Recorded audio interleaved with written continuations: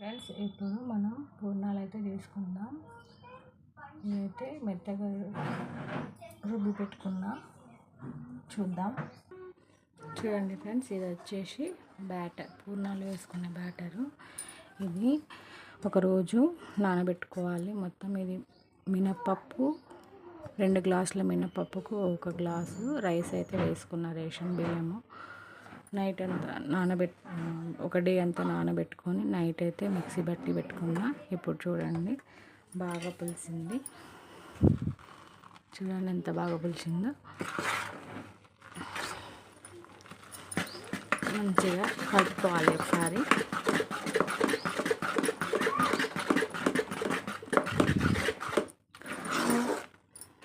చూడండి,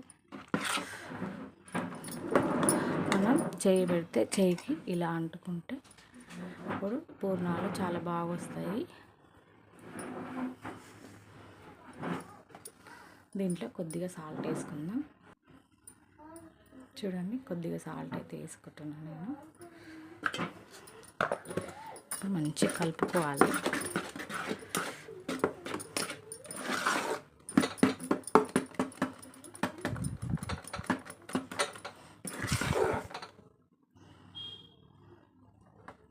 చూసారా పిండి అయితే ఎంత బాగా వచ్చిందో.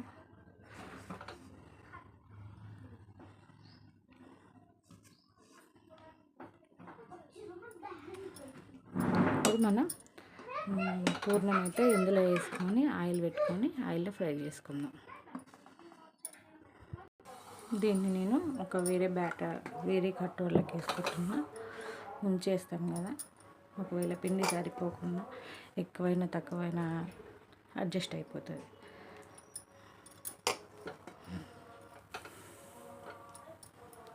చూడండి, ఈ విధంగా దీంట్లో వేసుకుంటే పూర్ణం కూడా మనం మంచిగా చేసుకోవచ్చు.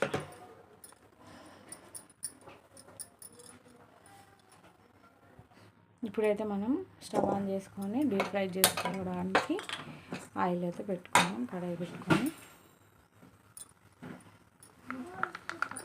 చూడండి, ఆయిల్ అయితే పోసుకోవాలి.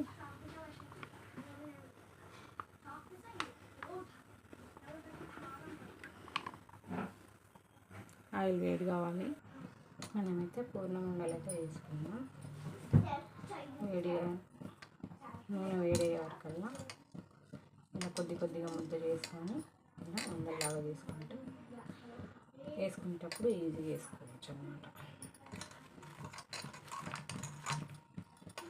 కాస్త ఓపిక చేసుకుంటే చాలా అన్నీ మన హెల్తీగా మన ఇంట్లోనే చేసుకొని తినచ్చు. చూడండి, ఇలా ఒక చిన్న లడ్డూలాగా చేసుకొని